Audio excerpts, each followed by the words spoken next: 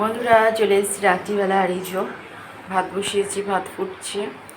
আর এখানে হবে এই যে জিরে বেটে নিয়েছি, আর এক ফোঁটা সর্ষে আছে, আর এখানে আছে বেগুন দিয়ে। এই যে এখন রাত্রিবেলা হবে ইলিশ মাছের ঝোল, তো সেটাই তোমাদের সাথে একটু শেয়ার করে নিলাম। আর এখানে কালো জিরে ফোড়ন দিয়ে আরও তেল দিয়ে মাছটা বসাবো। আর আমরা কাঁচা মাছই খাই, কাঁচা মাছটা এখানে মশলাটা দেব। মশলাটা দিয়ে আর এখানের মধ্যে দেব কাঁচা তেল।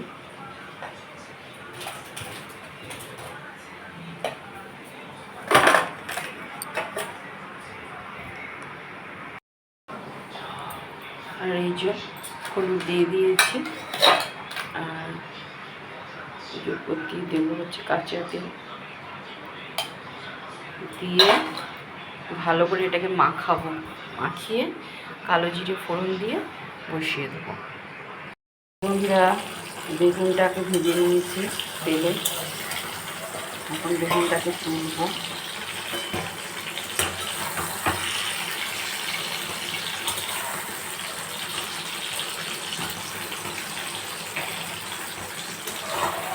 এক হাতে ফোন ধরে আছি আর এক হাতে কাজ করছি, জন্য একটু অসুবিধা হচ্ছে। আর আমি এখন একটা স্ট্যান্ড কিনে উঠতে পারিনি।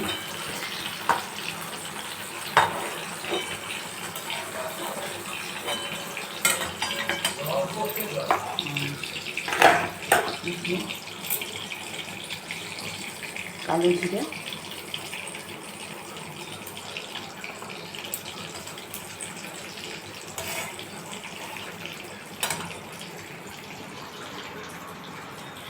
কাঁচা মাছটা আমি একটু উপর দিয়ে লঙ্কা গুঁড়ো দিয়েছি। লঙ্কা গুঁড়ো দেয় না, আমি দিয়েছি একটু, যাতে হালকা একটা কালার আসে।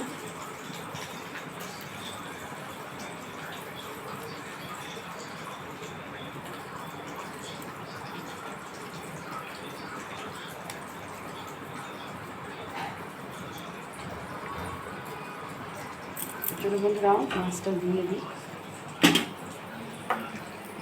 এই যে মাছটা, তোমরা যদি চাও উপর দিয়ে একটুখানি কাঁচা তেলও দিয়ে দিতে পারো। আমি দিলাম না, মাথার সাথে কাঁচা তেল দেওয়াই আছে।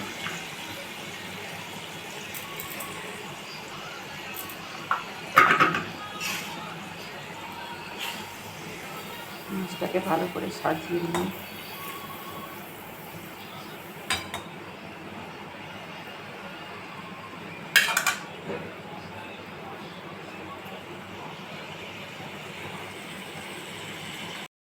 মাছ হয়ে গেছে, এইবার একটুখানি জল দিয়ে দেবো, মশলা ধোয়া জলটা। মাছটা একটু একটু করে খুন্তি দিয়ে উল্টে দিয়েছি যে কটা পেরেছি। এইবার আর ইলিশ মাছ তো ভীষণ নরম মাছ, মশলাটাকে যাতে লেগে না থাকে কড়াইয়ের সাথে একটু নাড়িয়ে নিলাম। এবার ঝোলটা ফুটলে মাছগুলো দিয়ে দেবো। আর তোমরা এইভাবে করে খেয়ে দেখবে। বেশিরভাগ লোকই জানে, ইলিশ মাছ করতে না জানার কিছু নেই। তবে আমরা কাঁচা মাছটা এরকম করেই খাই, আমরা ইলিশ মাছ ভাজি না। চলো বন্ধুরা, রান্নার লাস্টে যখন কমপ্লিট হবে তোমাদের সাথে শেয়ার করে নেব। ফাইনালি বন্ধুরা আমাদের ইলিশ মাছের ঝোল কালো জিরে দিয়ে আর বেগুন দিয়ে হয়ে গেছে। ফাইনাল ছবিটা তোমাদের দেখিয়ে দিচ্ছি।